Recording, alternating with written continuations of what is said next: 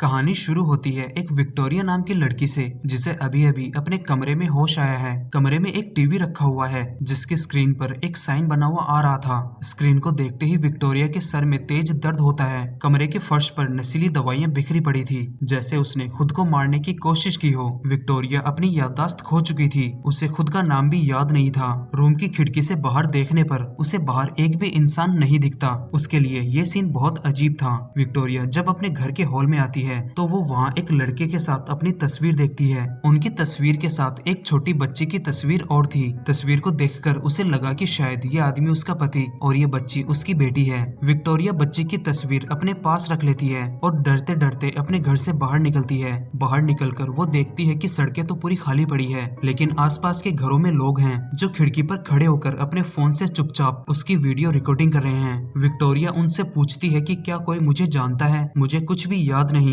लेकिन कोई भी जवाब नहीं देता, बस उसकी रिकॉर्डिंग करते रहते हैं। तभी उससे थोड़ी दूरी पर एक गाड़ी रुकती है जिसमें से एक मास्क पहना आदमी उतरता है। आदमी के मास्क पर वही निशान था जो उसने थोड़ी देर पहले अपने घर पर टीवी स्क्रीन पर देखा था। आदमी गाड़ी से एक गन निकालता है और उसे लेकर विक्टोरिया के पीछे भागता है। ये देखकर विक्टोरिया बहुत ज्यादा डर जाती है और अपनी जान बचाकर भागती है। तभी आसपास के घरों से भी लोग निकल कर आते हैं। विक्टोरिया भागते भागते लोगों से हेल्प मांगती है, लेकिन कोई भी उसकी हेल्प नहीं करता। सब लोग बस थोड़ा साइड होकर उसकी अपने फोन में रिकॉर्डिंग करते हैं। विक्टोरिया को भागते भागते एक लड़की दिखती है जिसका नाम जैम है। जैम जब विक्टोरिया को अपनी तरफ आते हुए देखती है तो वो खुद को एक पास के स्टोर में छुपाने की कोशिश करती है। विक्टोरिया भी जैम के पीछे स्टोर में चली जाती है। जैम के साथ उसका एक साथी भी था। वो गन वाला आदमी अभी भी उसका पीछा कर रहा था। आदमी अपनी गन लेकर स्टोर में आ जाता है। जैम और विक्टोरिया पीछे के रास्ते से भाग जाते हैं। जैम का साथी आदमी को रोकने की कोशिश करता है, लेकिन मारा जाता है।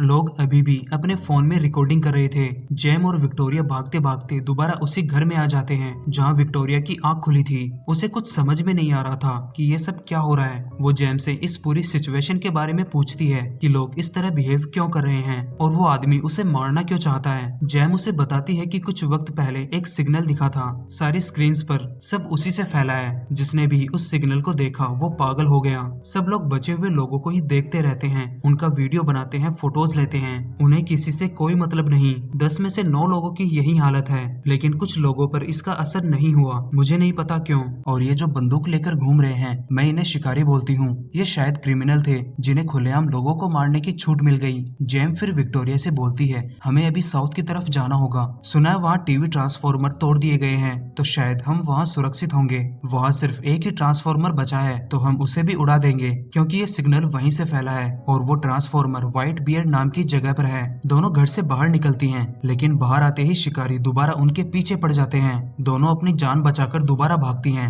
तभी उनके पास एक गाड़ी आकर रुकती है जिसमें वेक्स्टर नाम का आदमी था। वो दोनों को गाड़ी में आकर बैठने के लिए कहता है। दोनों गाड़ी में बैठ जाती हैं। गाड़ी में बैठने के बाद वेक्स्टर उनसे पूछता है कि तुम दोनों कहाँ जा रही हो। जैम बोलती है कि साउथ की तरफ, वहाँ एक टीवी ट्रांसफॉर्मर है, उसे उड़ाने जा रहे हैं। इस पर वेक्स्टर बोलता है कि नहीं जा पाओगी, पूरा रास्ता इन शिकारियों से भरा पड़ा है। वेक्स्टर फिर बोलता है कि मुझे एक सेफ जगह मालूम है। वो उन्हें जंगल के बारे में बताता है जहाँ शिकारी नहीं आएंगे। वो दोनों को फिर जंगल की तरफ ले जाता है, लेकिन विक्टोरिया को ऐसा लग रहा था जैसे वो वेक्स्टर को पहले भी मिल चुकी है और ये बातें पहले भी हुई थी। तीनों जब जंगल में पहुंच जाते हैं तो वेक्स्टर उन दोनों के ऊपर गन पॉइंट कर देता है। वो भी शिकारी ही था। वो उन दोनों को फिर ऐसी जगह ले जाता है जहाँ उसने पहले से बहुत से लोगों को मारकर लटका रखा था। वहाँ भी वो इन्फेक्टेड लोग वीडियो रिकॉर्डिंग करते करते आ जाते हैं। वेक्स्टर अपने बाकी साथियों को कॉल करके बुलाता है ताकि वो मिलकर दोनों को मारे, लेकिन जब वेक्स्टर कॉल पर बात कर रहा था तो मौका पाकर जैम वहाँ से भाग जाती है। वेक्स्टर फिर विक्टोरिया को ही बांधकर उसे टॉर्चर करने की तैयारी शुरू करता है। विक्टोरिया बहुत ज्यादा डर जाती है।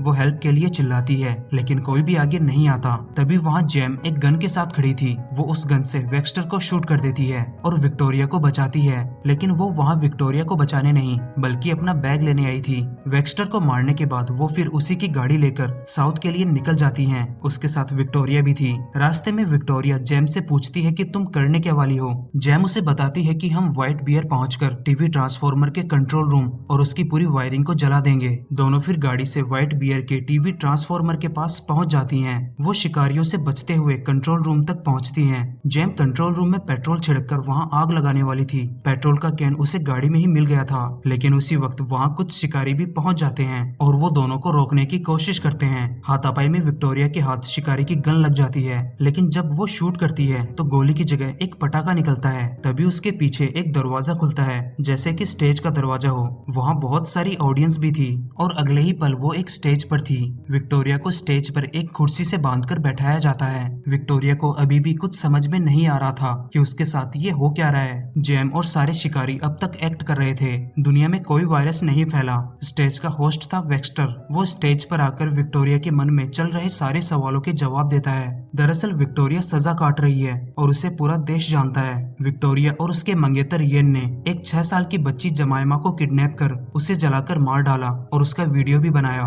जमाइमा देश के एक सेलिब्रिटी कपल की बेटी थी, तो लोगों से इस केस को अटेंशन मिला। कुछ वक्त बाद पुलिस के हाथों एक वीडियो लगी जिसमें विक्टोरिया और येन जमाइमा को जला रहे थे।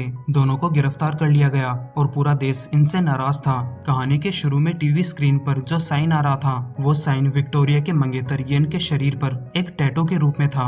येन ने जेल में ही फांसी लगाकर अपनी जान दे दी। इसके बाद विक्टोरिया पर कड़ी नजर रखी गई। उसे सजा देने के लिए एक व्हाइट बियर जस्टिस पार्क नाम की जगह बनाई गई, जहाँ उसे रोज इस तरह सजा दी जाती और लोग उसे देखकर पूरा मजा उठाते। रोज सैकड़ों लोग विजिटर बनकर पार्क में आते और इस तरह विक्टोरिया को तड़पता हुआ देखते। विक्टोरिया को मेंटली तौर पर इस तरह टॉर्चर किया जाता कि वो रोज मौत की भीख मांगती और लोगों को मजा आता। इस चीज को पूरे रियल शो की तरह डिजाइन किया गया, जिससे विक्टोरिया को पूरा असली लगता।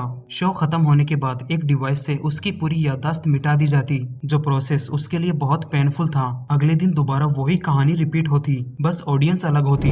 यहीं पर ये कहानी खत्म हो जाती है। अगर यहाँ तक पहुँच गए हो तो वीडियो को लाइक करें, चैनल पर पहली बार आए हैं तो चैनल को सब्सक्राइब करें और बेल आइकन को भी जरूर प्रेस करें। तो मिलते हैं अगले वीडियो में एक नई मूवी के साथ।